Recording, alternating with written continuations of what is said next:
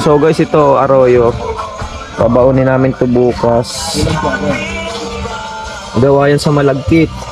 Tapos syempre yung dahon iinitin para doon babalutin.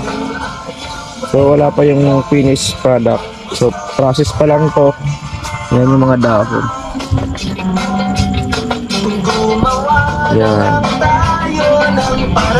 Iniinit doon muna.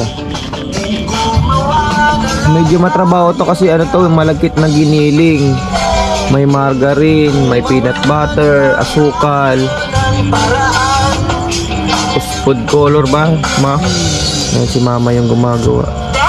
Was brought to you by Mantequilla. Try the new Mantequilla, margarine. Ayan. Galing na di mamahalin for instant Sarap to mga paps pag natikman nyo yan. Technical test on polyester, sunsilk. Use Diba, Jay? strong and long Yay. with active nutrition for long hair that grows 3 times stronger. My best ever fragrance pa. Have amazing.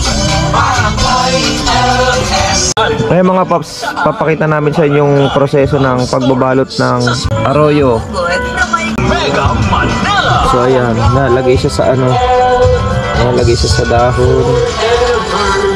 Number 1! forever.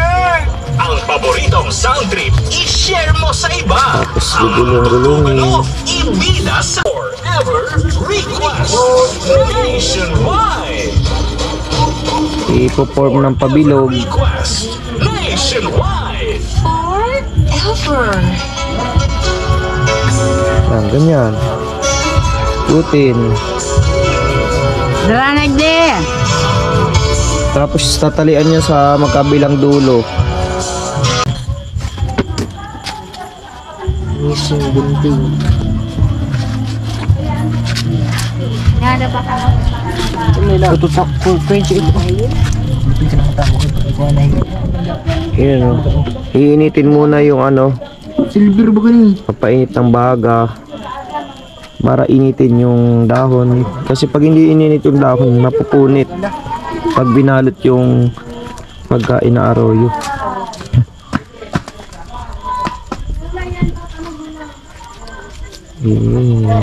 Ayun na guys, nagtulong-tulong na kami kasi maraming